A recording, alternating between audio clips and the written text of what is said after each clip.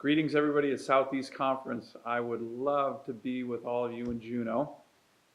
Just got out of another long day of impeachment hearings, a trial.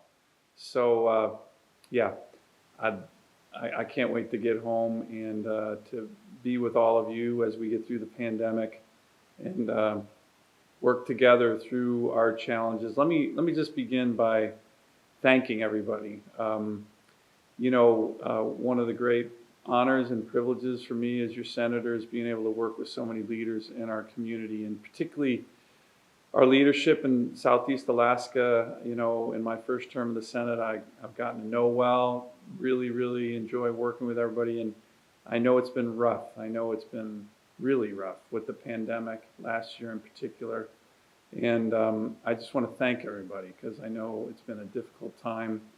And you have my commitment to continue to work together to get your ideas. I'm going to talk about some of those and what we got done last year. But we got to continue to work together, fight through some additional challenging times. But let me talk a little bit about some of the positive elements on the pandemic side.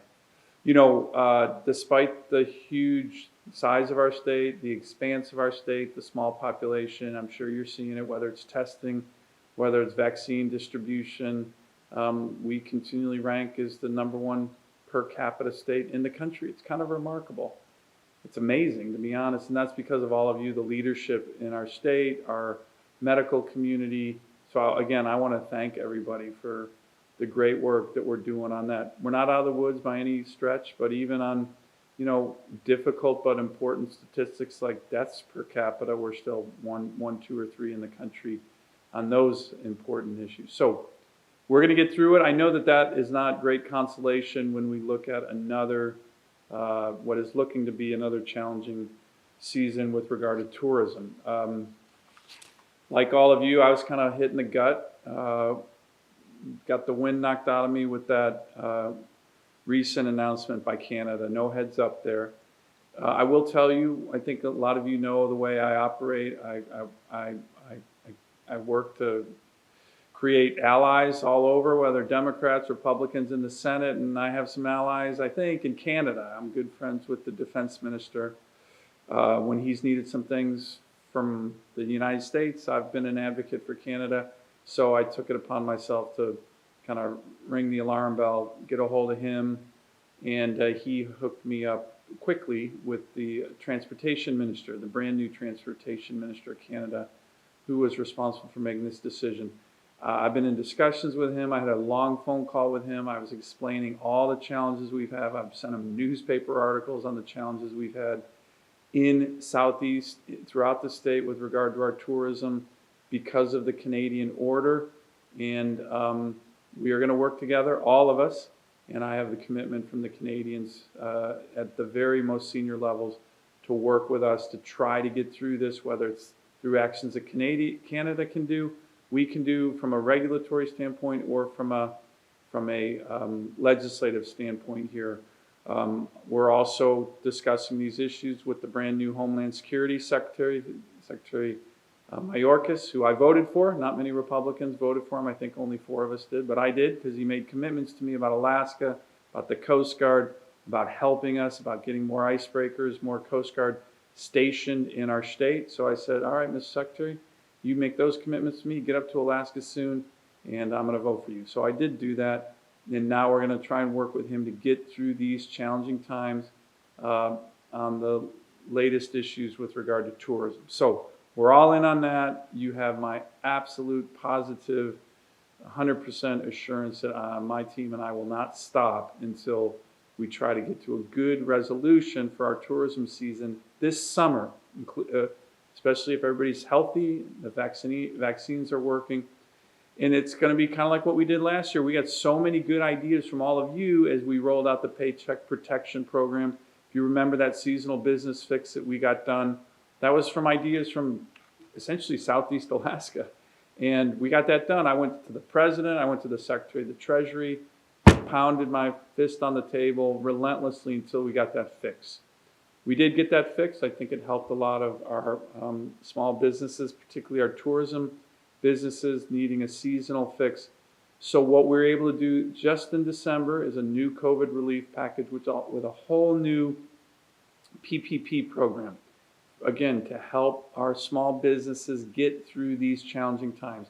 It has all these regulatory fixes that we got in the CARES Act originally with regard to seasonal businesses, with regard to our fishermen. So that's now in law. If you have any challenges, any problems, any questions on how to do that, businesses get around to on PPP, let my office know. We have become experts in helping our small businesses throughout the state.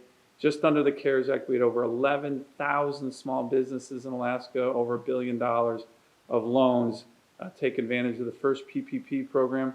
So I encourage everybody to do it again, and we will continue to work together on that issue. We were able to get legislation of mine that enabled municipalities, boroughs to spend their CARES Act money for a whole nother year. So we got that done. So these are small things, but important things that we think are going to be critical. Let me give you a couple other areas that we're working on.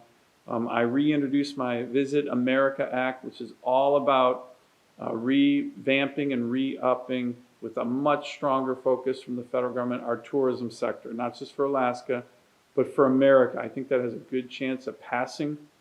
That will be an important strategic development for our tourism sector. As you all know, I continue to work with so many, particularly in Southeast, but throughout the whole state, on cleaning up our oceans, whether it's the transboundary mining issues, which I raise with the Canadians on a regular basis, or in December, my Save Our Seas 2.0 legislation passed. Finally passed into law. The Congressional Research Service called that the most comprehensive ocean cleanup legislation ever to come out of the Congress. So got that done. That's really good for our tourism, for our oceans, for our fisheries, to clean up our oceans. Who doesn't want to clean up our oceans? Our next step is to implement that bill. There is a Marine Debris Foundation that is part of that. We are trying hard to get that headquartered in Alaska. Don't tell any other senators because I'm not sure they know about it, but we need to get that headquartered in our great state. As I mentioned, the Coast Guard, I just had a really good chat with the Commandant on the Coast Guard yesterday. They are still very bullish on the buildup of our Coast Guard nationally and in Alaska. So is the Homeland Security Secretary. So that we think is going to help our communities, particularly in Southeast, where we're looking to continue that very significant buildup. That's an issue that I'm going to continue to focus on as long as I'm your senator. And then finally, in the resource sector, I had a meeting last weekend with the brand new National Security Advisor to President Biden. I will tell you there is a lot of bipartisan interest on this issue of securing our supply chains and critical areas, particularly strategic critical minerals that our nation needs. We rely on them too much with regard to China. We need them for all kinds of things, including the ability to build out our renewable energy sector. And Alaska has a lot of them. So we need to start getting on that. Southeast has a lot of them. So that's another area that you have my commitment on. Hopefully there's going to be continued bipartisan support on that. I think there is. Like I said, the National Security Advisor to the new president is very focused on that. I told him I'd be a good partner of his to work on those issues. And we still need to press for issues relating to our timber industry in Southeast. We made good progress in the last few years, particularly on the roadless rule. And we're going to fight to keep that. Whether or not the new administration is going to allow that, we'll see. It'll be a fight, though, if they don't. So these are all things that I think bode well for a strong future as we're working together. But we know we have some challenging times ahead. You have my commitment to continue to work with you, listen to your ideas, want to hear exactly what comes out of this conference, and working together to get through the challenging time of the pandemic and get to a spot of a very vibrant economy in Southeast, which is what I know you are all committed to. So can't wait to be there in person soon. Have a great conference. My door is always open. We got to continue to work together.